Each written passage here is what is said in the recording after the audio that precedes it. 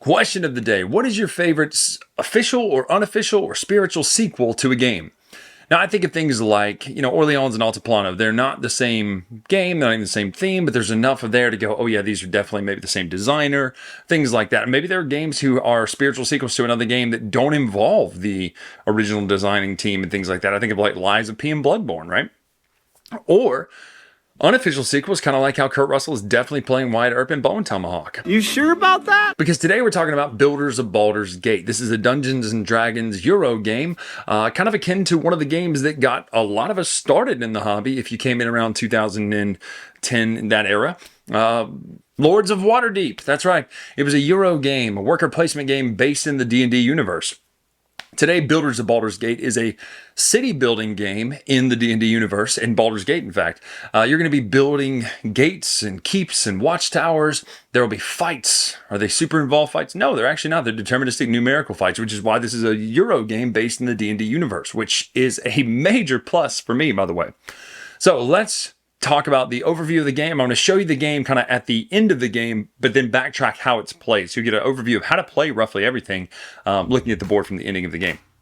Then we'll come back up, talk final thoughts in the rubric that we've been doing for a few years on here. So let's take a look.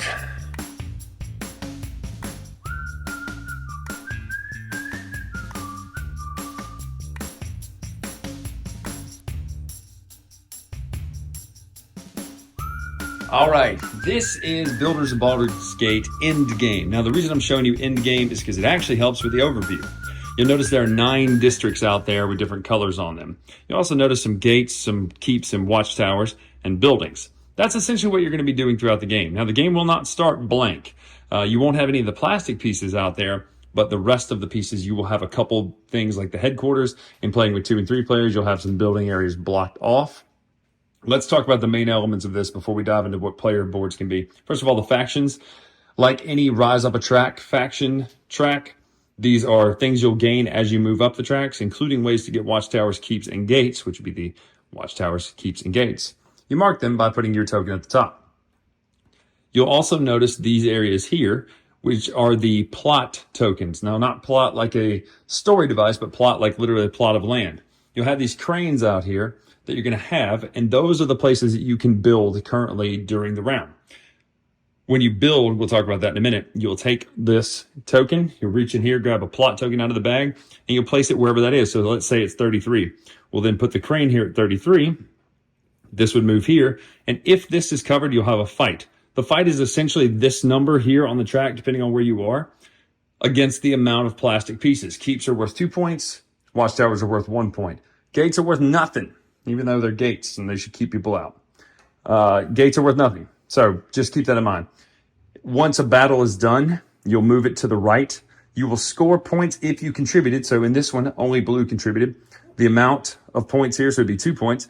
And then the person who contributed the most, again, in this case, blue, would score it again. So you'd score 4 points if you were blue here. Now, the other thing to notice on the board are the special action spaces. This is a worker placement game with 1 worker and a very kind of tricky way to get your workers back. On your turn, you'll do one of 3 things. You'll place the special worker out, take one of the actions here. The top ones are always free. The bottom ones cost a certain amount of favor. Now, if the favor will go up if the buildings are damaged. So if you lose a battle, let's say you had less than the amount of the fight total, not only would you add a damage to the building, which means these would cost more, so this would now cost 3 to do this. If you didn't contribute to the strength, so pink here, would lose their building here. That matters for the end of the game. When you build, each building is associated with a card. So the cards have a cost on them.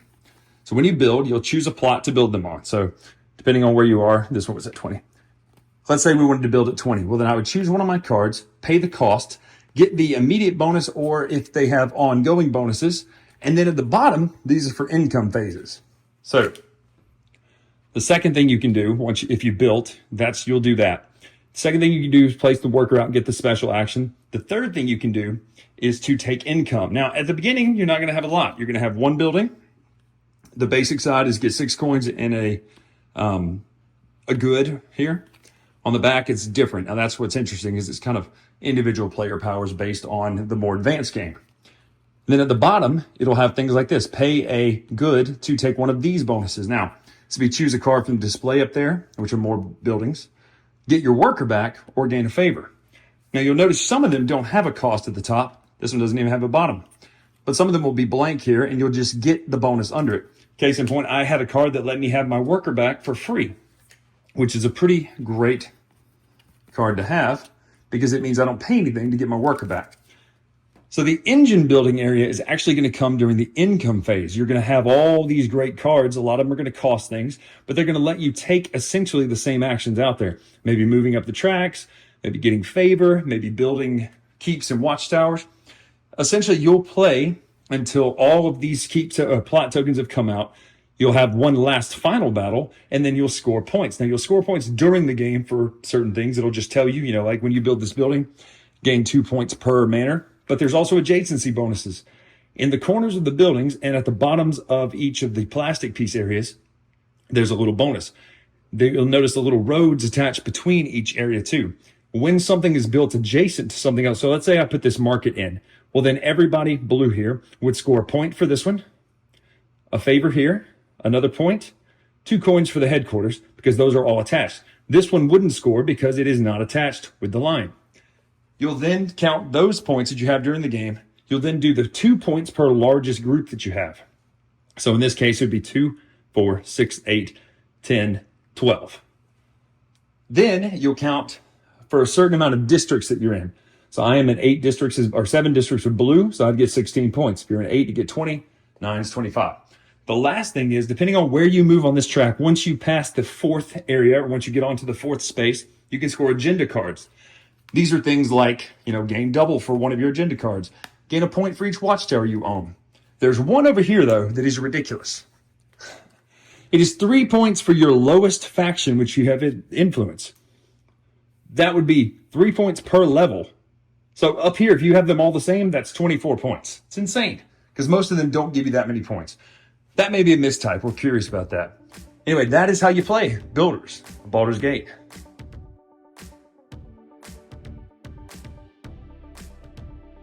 All right, that is Builders of Baldur's Gate. Now, as you know, I do a rubric system on here. Been doing that for the last 3 years since we've been doing reviews here on the Dice Tower the past 8 years. But today we're taking a look at concept, board layout, mechanics, art direction, art, and components. There's a slash there. And then gameplay, rule book, and then a total score aggregated from those averages. Now, again, you may weight some of these things differently than I do, but this is just kind of how I feel in the moment, and it works for me. Number 1 is the concept. I'm going to give it a 7. Not because it's a Euro. Actually, that's to me the strong point is it's a Euro, but more because it is D&D. I like D&D. I think it's a great IP. Still haven't played Baldur's Gate 3. I had Baldur's Gate 2 when it came out and Neverwinter Nights, all that kind of stuff. But I've never actually sat and played a campaign of D&D because I always end up playing Call of Cthulhu or one of the Star Wars RPGs when I do tabletop gaming. But I've always appreciated Dungeons and Dragons and things like that. So 7 though, because I do like the Euro factor of it. You're taking something that is more fantasy and like storytelling based and going, hey, no, we're going to make this into a city building game. To me, that's a really great idea. And they did it with, like I said, Lords of Waterdeep when it was a worker placement game with cubes for resources, which were other things. It's just, that's to me is really great. The board layout is an 8. I actually like how the board layout is because you're dealing with a game where that really matters, because you have spaces for everything that can be built. And I also like that there's a limitation, almost like Foundations of Rome, of where you can build. So there's 8 places that you can build at any time based on where the cranes are. So in your mind, you go, okay, well, I need to stretch my network out so I can get more points at the end of the game. But then again, you may not be able to build that right now because it's not where the crane is. And then as you build, more fights potentially happen. Here's where some of the randomness comes in, and we'll talk about this actually in the mechanics. I gave the mechanics a 9 in this game. I really like what you can do. It's 3 actions total. Now, like any good Euro, those 3 actions can start stretching. Well, specifically, one of them can really start stretching as your engine builds. Number 1, you're placing a worker and taking one of the 2 actions, the free one or the paid one. Those don't typically combo very much, but there are certain things. You can build a building. This is where some combos can happen or some stretching can happen because a fight may break out. The building may let you do things and count points based on other things, but the real stretch factor comes in the take income phase. This starts small, and like any engine builder, by the end of the game, you're like, oh my lord, I'm going to go get a water while you do that, or I'm going to go get a snack, while you do your income phase, because it can stretch and stretch and stretch. And well, you'll get a good from here that can be spent over here to be used here, and then I can go up the track to get a keep here. And when I do that, I get points here, and it starts to really combo out. But I actually really like that. That to me is the strength of this game, is the city building, engine buildingness of that take income phase. Whereas typically in a Euro game, taking income is kind of like the thing you do when you can't do anything else. A lot of times you'll find during the take income phase, you can do more than you can do with the other two actions, where those almost feel like auxiliary actions compared to this phase. The art direction, like I said, the art direction's a 9, the mechanics are a 9. Art direction I haven't talked about yet. Art direction is a 9 because the symbology is very simple. There's one tricky thing, and it is on the tracks on the right-hand side of the board. There's a card shown. And any other time on a city card or building card, it'll say, take a card from the deck, take a card from the display. On the track, it just says, take a card. There is no iconography legend, which you'll see in the rulebook dinging in a minute, to tell you, does that mean take it from wherever you want? So we just house ruled it's take it from wherever you want. So that's the only tricky part there. Art is an 8. Now, the reason it's not a 9 or even higher is because there's not a lot of art to it. Like the front of the game bar, the box looks good. The board, though, it just kind of sits there because it's a city builder. You're not really even paying attention to the art on it. And then the cards themselves are the same art tiles as the 4 different types of buildings.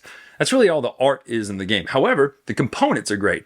By the end of this game, putting those plastic gates, which are really nicely detailed, the keeps and the watchtowers, your board kind of just comes to life. And so, whereas it probably would have gotten a 7 for the art, it actually brought it up to an 8 because those components look so nice sitting out there on the board. And it is easy to immediately track stuff. Now, where it gets a little confusing is some of those following the adjacency rules, where those lines are. Depending on your angle of the table, it might be a little more difficult to see. Okay, do I have adjacency here? Is this working for me? But gameplay's a 9. Really like this game. I kind of covered that already with some of the mechanics. I just really enjoy the engine building nature of this. This is a fantastically good game when it comes to playing it. Now, the rulebook is a 7 for 2 reasons. Number one, nowhere in the book does it say headquarters are buildings. And if it does, I'm sorry, I may have missed that. But what I mean when I say nowhere in the book is in the examples and scoring, because there is a scoring rule where you score your longest connected places. It doesn't ever show the headquarters as a building or a building in one of the different regions or zones. And also when you're getting scored on buildings for things or gates, score points per buildings in this area, it doesn't say if headquarters are buildings. To me, that's crazy. Why would it do that? There's one other card that I would ding it for, is the fact that that card that I showed you in the overview is wildly overpowered compared to the rest of the agenda cards. Like, it's so easy to go up on the tracks in this game. Like, it's not hard at all. So at the end of the game, you're most likely, your lowest track is going to be maybe 1 or 2 away from all your other ones. So you're talking about where most of those agenda cards give you 8, 9, 10 points max. That one gives you up to 24 points if it's written if it's read as it's written. 3 points per your level of your least high guild or faction. Well, that's a lot of points. And in fact, this point swing between the two of us in the last game we played was 23 points. Or something like that. It was close enough where Carlos still would have won, but the margin was way tighter than that. So I just thought that was interesting that is such a different card. The only other thing in the rule book is that thing I mentioned, that there's no explanation of the actual track symbols of, does the card mean from the deck to the display? So the rule book's a 7. So all in all, Builders of Baldur's Gate is an 8.0. It's a solid game from Wizkids. It is a fantastically good city builder. If you like Dungeons and Dragons, you're already going to get a little of that flavor and flair there with some of the building titles, with some of the areas. It's just a great Euro game that could be Builders of Rome, could be Builders of a Space Colony, it could be Builders of whatever. But for some reason, the Baldur's Gate action area of this works because the fights and everything are abstracted out. Now, do I wish there was a little more flavor of Dungeons and Dragons there? Yeah, but WizKids has plenty of games like that already. This, to me, is a fantastic Euro game. It's going to be one that people talk about for a while, not just for the components, but for the gameplay itself. Those actions of comboing and building your city out and your engines are really, really solid. So That is Builders of Baldur's Gates from Dungeons and Dragons and Wizkids. I am Bryan Drake here on the Dice Tower. Make sure to follow us on Instagram at Dice Tower Bryan. Until next time, check out the Dice Tower store at dicetower.store.com. Dice Tower Store. dicetowerstore.com.